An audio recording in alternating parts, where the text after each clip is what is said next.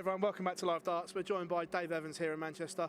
First of all, mate, enjoying the experience out there on a big stage? It's brilliant, absolutely amazing. The crowd that's there, it's a good experience to be up there and playing in the tournaments with Modus. It's brilliant. Yeah. Sign with Sport Icon as well. How have they helped your development and career so far? Absolutely amazing, because moving on from being part of Modus to start with and then moving with Sim, it's helped because you've got the youngsters there as well, and I can put my experience towards the youngsters as well. They are coming on massively, as I've just found out then, but it's really good to be part of Sim. Yeah, it's really good. In a few short weeks, going to be playing your first BDO World Championship as well.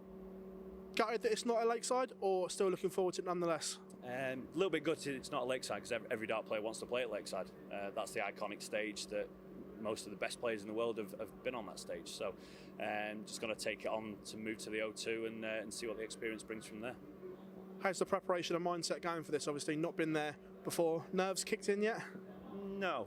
I mean, playing on a couple of Pro Tours recently and the Challenge Tours put my sort of nerves away, really. You play against some of the best players in the world, you know fine well that you've got to put that experience towards it and hopefully get the wins out of the games you've got to play. I'm guessing as well Q School is going to be on the horizon for you? Yeah, absolutely. Yeah, you have to take Q School. Q School's the door into the PDC.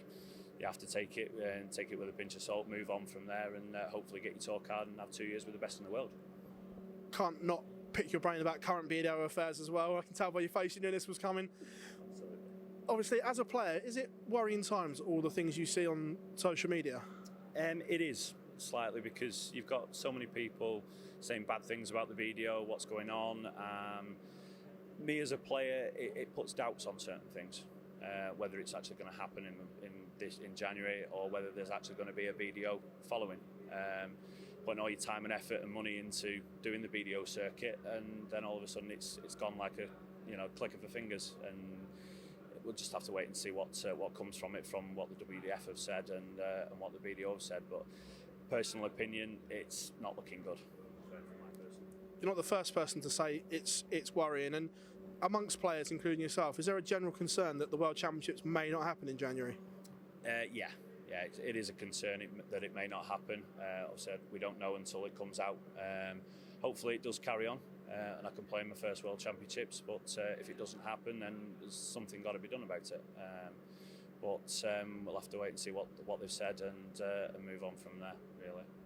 I'm guessing as well, the Masters was the first time that people really knew how deep the problems were in terms of redrawing stuff, only asking the top 16, fake names being put in the draw. Is that just an absolute catastrophe for the longest running competition on the calendar? Of course, with any competition you can't put fake names in a draw straight away. When you've had a draw, it was then up to the top 16 to basically say a redraw or not, and the majority voted a redraw, which in a way was, for some of them, was good, but you should have had everyone's vote with that, not just the top 16. So you look at that and say, right, well, it was a farce from it, in my personal opinion. And it was.